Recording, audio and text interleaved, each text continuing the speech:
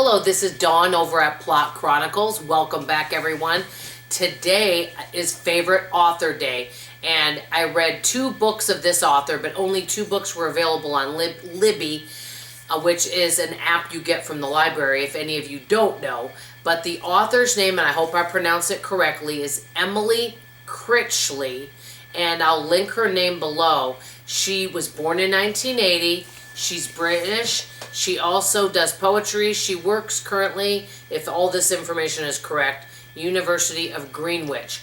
She's written 2 books that I have found, and I absolutely love both. Just to let you know, she does more mysteries, okay? So mystery author is kind of what I think, but I think her books are wonderful. The 2 books that I read, I'm just going to briefly tell you about both. One I just recently told you, so I'll just touch on it. But one of them I haven't told you about.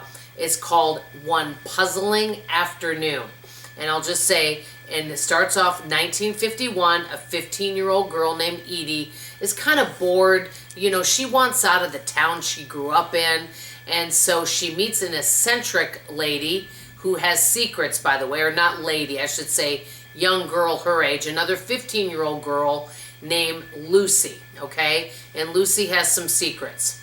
And they are wanting to meet on the train because they want to leave and get out of that town. They've been saving money, but they want to leave and start a new life somewhere else. Well, when Edie goes to meet Lucy, Lucy is missing. She's nowhere to be found. Let's go forward to 2018. Edie is now 84, and she, I guess, has a little bit of memory loss.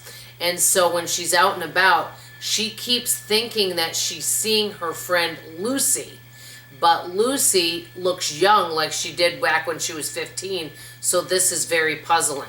So it's the entire mystery of what happened to her friend Lucy.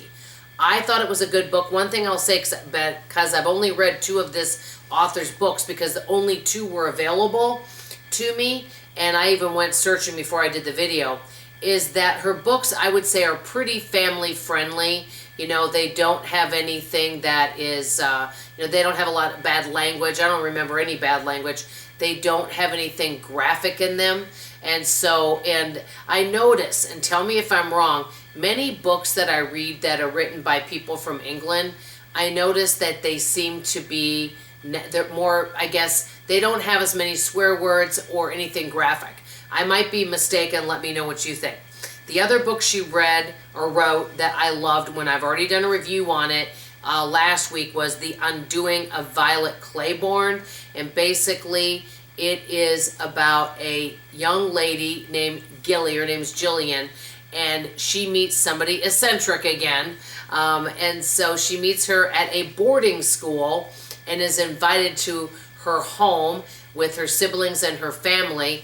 And her life is never the same when she goes to this, I guess, estate, and these people have money, and she gets drawn into their life, and all sorts of secrets unravel. And I know I told you about that last week. One thing I like to tell you, something basic, but I don't like to give away a lot, because you know what, you may want to read these. I highly recommend her. I know many of you that watch this channel, you like to kind of watch things that are a little more family friendly. If you find out something has a lot of bad language or is graphic, it's not something you gravitate to. I always want to be honest and give you a heads up, but always with anything I tell you, do your own research. Have you read either One Puzzling Afternoon or The Undoing of Violet Claybourne? I would say they're more mystery if I had to put them in a genre.